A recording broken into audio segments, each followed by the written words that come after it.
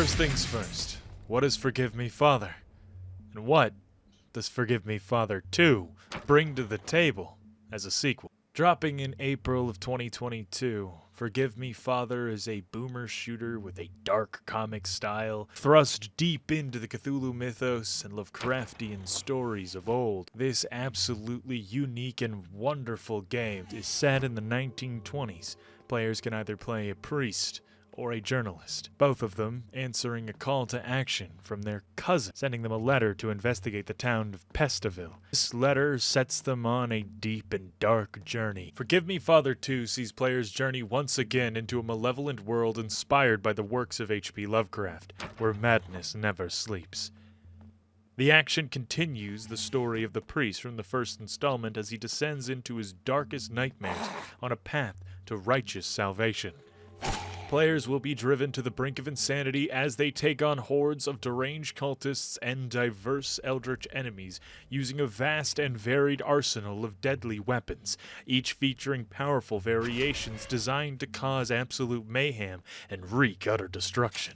A freshly reimagined and expanded madness system ratchets up the action even further, bestowing unimaginable power to those who choose to fully embrace insanity. Forgive Me Father 2 elevates the unique and distinctive dark comic style of the original game with improved sprites and models. Players will behold satisfyingly juicy blood effects and bear witness to eye-popping animated gibs that fly in all directions as unimaginable ancient evils are torn asunder. The action is underpinned by a heart-pumping soundtrack that effortlessly blends dark Lovecraftian undertones and atmospherics with face-melting guitars and chest-thumping drums.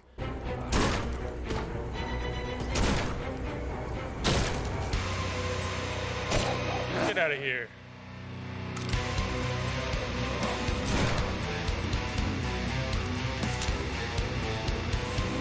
That's what we like to see. Ooh-wee. So I want to first start off by thanking Fulqrum Publishing and Byte Barrel for giving me early access to such a phenomenal experience. Now, I am no game reviewer or reviewer in any standard. No company could pay me enough to say their game isn't hot dog. However, this demo is absolutely a blast, and an improvement in every way of the original Forgive Me Father, which I was a massive fan of.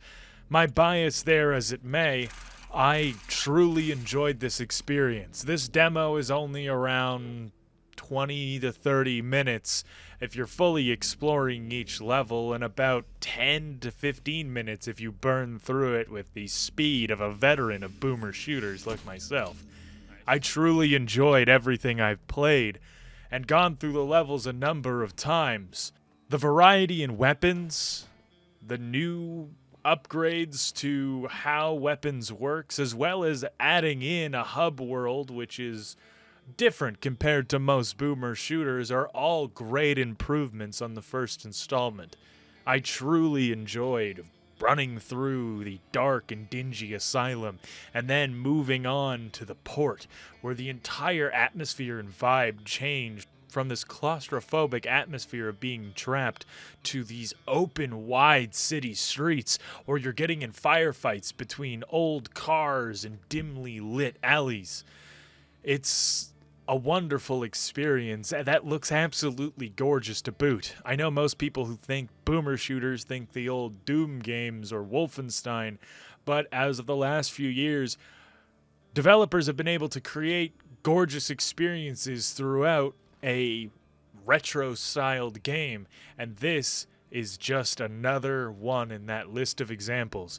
It is absolutely stunning to look at, with new models, new sprites, 3D assets that are made to work seamlessly into the world, all fitting in with this kind of Hellboy-esque style of art. It is absolutely beautiful. The small little details all over the place, from the art on the walls to just the little objects that make the world feel real and help you immerse yourself in the story, which is oh so important when writing any sort of Lovecraftian works. The world is one of the characters. Now, this is a demo, and there was some glaring issues, but you can easily look over those, knowing that this is a work-in-progress build of the game, that they are clearly not finished adding things. One of the newest features that I personally like the best, though I love everyone's favorite from the first installment, Save Point Hobo, it seems that he is in retirement now, chilling in the hub world, and you just get casual checkpoints now. It does make those frustrating, harder difficulty playthroughs all that easier without taking away any of the difficulty that we love in games like these. The soundtrack is as bumping as ever. I found myself just stank facing and head banging while moving around from side to side. I am genuinely impressed with this game. Something that they did add, a newer feature, I personally didn't use the lantern in the first installment of the game, mainly because you had to take it out and forego using a weapon, but adding an old school style pull wheel flashlight that you have to routinely keep charged was a beautiful installment, especially being able to see in those darker areas and be able to take advantage of the dynamic lighting system that they have built into this game, which looks absolutely incredible. You can definitely tell that the charge system, rather than having some type of fuel or batteries, is to make the player keep an eye on it and have it just run out at the perfect time, leaving you in the dark with the horrors beyond. All seriousness though, this game is absolutely incredible. It's very few and far between where I get my hands on a demo. I absolutely fall in love with the experience and want more. This form of content's pretty new for me, so I'm going to just hope you guys like it. Usually I'm just over on Twitch, but I'm trying to branch out, not put all my eggs in one basket, and I got this opportunity, which I was eternally grateful for. So I hope you liked what you saw. I hope you want to pick up Forgive Me Father. You can wishlist it down on Steam in the description below. And remember, don't touch that dial now.